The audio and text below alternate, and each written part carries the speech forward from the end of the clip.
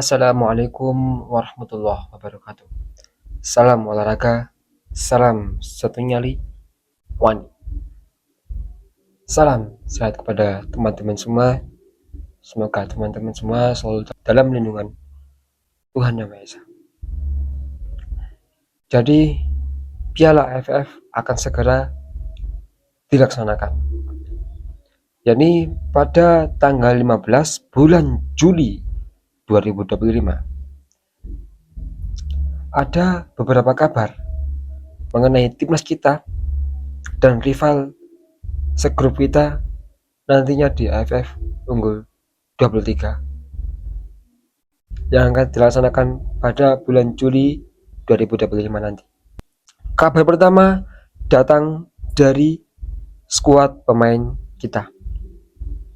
Skuad kita menurut saya cukup bagus untuk sekarang ini. Bukan hanya pemain, dari segi pelatihan dan juga stafnya menurut saya cukup bagus. Manajer diisi oleh Zaki Iskandar. Dan untuk kepala pelatih adalah Gerald van den Broek dari Belanda. Dan menurut saya pelatih ini merupakan pelatih yang cukup potensial untuk memegang Unggul 23. Oke. Jadi timnas kita sudah melakukan pematangan latihan yang cukup serius. Mereka TC dari tanggal 20 Juli lalu hingga 14 Juli. Hanya jeda 1 hari menjelang kick off Piala AFF. Dan kita perlu tahu, timnas kita di AFF kali ini digadang-gadang cukup berat. Karena kita segrup dengan tim-tim yang menurut saya cukup unik. Ada Malaysia, Filipina, dan Brunei Darussalam. Yang menurut saya ini cukup unik. Pertama, kita akan melawan Filipina, lalu Brunei Darussalam, dan terakhir Malaysia. Dan kalau kita melihat dari rival kita segrup Malaysia, Brunei Darussalam dan juga Filipina, ya, ketiga-tiganya ini sudah juga melakukan pematangan untuk pemain mereka dengan cukup baik. Kita melihat dari perkembangan mereka. Jika kita melihat kabar yang beredar, ya, Malaysia ini kebanyakan akan menurunkan skuad dengan pemain lokal, tapi mereka sudah memiliki track record yang cukup bagus dengan kelompok umur di timnas Indonesia. Kita masih ingat di Piala AFF Unggul 17 kemarin kita dibantai Malaysia dengan skor 5-1. Dan tidak menutup kemungkinan pemain yang kemarin dipakai ya di Unggul 17 sekarang akan dipanggil lagi untuk memenuhi skuad utama dari Malaysia Unggul 23. Untuk Filipina, ya, kita memiliki track record yang cukup bagus ketika melawan Filipina, tapi PR kita ketika melawan Filipina, apalagi di kelompok umur, Filipina di kelompok umur mereka cukup bagus. Mereka cukup lincah dan ya mungkin ada suatu kekurangan yakni tembakan mereka tidak terarah, tapi kita nggak tahu untuk sekarang ini karena sepak bola itu full tentang materi dan ada juga yang non materi, namun seharusnya ini bisa menjadi manfaat buat kita karena kita bermain sebagai tim kandang, ya. Kita bermain di Indonesia menjadi tuan rumah Piala AFF Unggul 3 kali ini.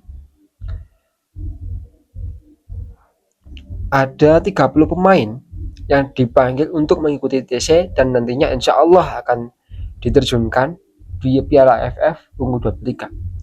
Untuk kiper ada Cahya Supriyadi, ya. Kita nggak kaget karena Cahya Supriyadi merupakan pemain yang notabene-nya menjadi andalan skuad timnas Indonesia kelompok umur di U23, U17.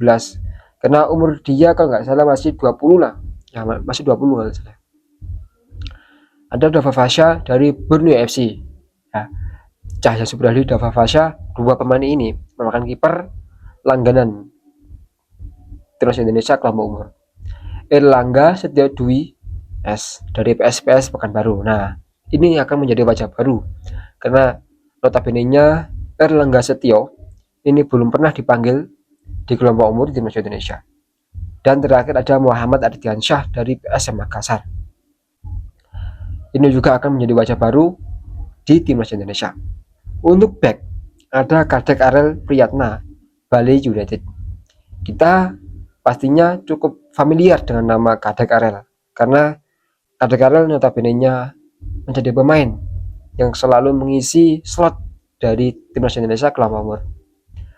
Muhammad Ferrari ini juga menjadi slot, ya, selalu kepanggil di timnas Indonesia kelompok umur. Ada Rahmat Syawal dari PSIS Semarang.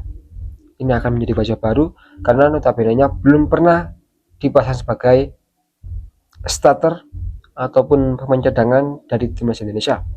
Muhammad Alfarezi Buffon. Nah, ini Buffon ini menjadi andalan timnas Indonesia kelompok umur karena selalu dipanggil dan selalu dimainkan di kelompok umur timnas Indonesia ketika AFF dan kualifikasi Piala Asia. Brandon Skonman, Arema FC. Dari namanya ini pemain abroad. Ya, meskipun dari Arema FC, tapi pemain ini kelihatannya bukan pemain asli Indonesia. Skonman, Belanda. Ahmad Maulana dari Arema FC. Ahmad Maulana dari kemarin dipanggil oleh timnas Indonesia, meskipun jarang dipakai sebagai starter di timnas Indonesia kelompok umur. Kakang Rudianto. Nah, kalau Kakang Rudianto sudah familiar ya, selalu kita kenal saat ada laga Indonesia, timnas Indonesia kelompok umur. Ada Frankie Dinurmisa, Bayangkara Presisi FC. Oke, kalau Frankie Misa ini memang dari dulu dipanggil ya, dari dulu kemanggil. Ada Michael Alfredo Tata, mantap. Michael Alfredo Tata. Dia akan menjadi pemain notabene-nya baru dipanggil di timnas Indonesia kelompok umur. Gelandang ada Rivaldo Inirupakpahan, mantap. Robi Darwis Persib Bandung, Tony Firmansyah Persibaya Surabaya, Muhammad Raihan Hanan Persija Jakarta, Doni Tri Pamungkas Persija Jakarta. Nah, kalau melihat skuad yang ada, saya kadang-kadang timnas Indonesia untuk melakoni laga AFF pada 15 Juli mendatang, saya kira cukup matang ya. Karena melihat dari susunan pemain, ya, saya kira sudah klop. Karena notabene-nya pemain yang dipanggil ini merupakan pemain yang kemarin selalu dipanggil oleh timnas Indonesia kelompok umur, entah itu AFF ataupun kualifikasi Piala Asia. Dan yang menarik di sini ada dua pemain Persebaya yang menjadi pemain yang dipanggil oleh Gerald Van den Broek di AFF kali ini. Ada Michael Alfredo Tata dan juga Tony Firmansyah. Yang unik di sini dari Brandon Skonman. Nah, ini pemain yang kita baru kenal namanya, ya. Jadi saya masih penasaran untuk permainannya seperti apa dan kita tunggu aja nanti. Dan semoga jika dia dipasang nantinya di timnas Indonesia kelompok umur, semoga bisa mempersembahkan hasil yang bagus, bisa mempersembahkan skill yang notabene diharap-harapkan dan bisa memberikan kontribusi yang mantap.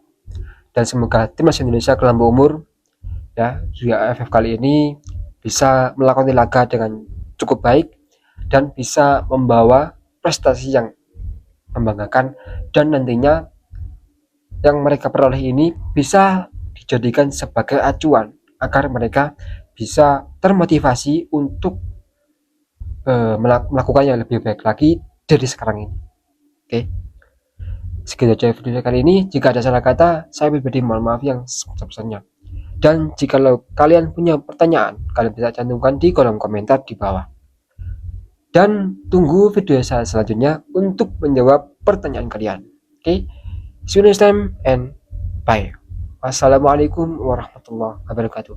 Salam satu nyali Wani.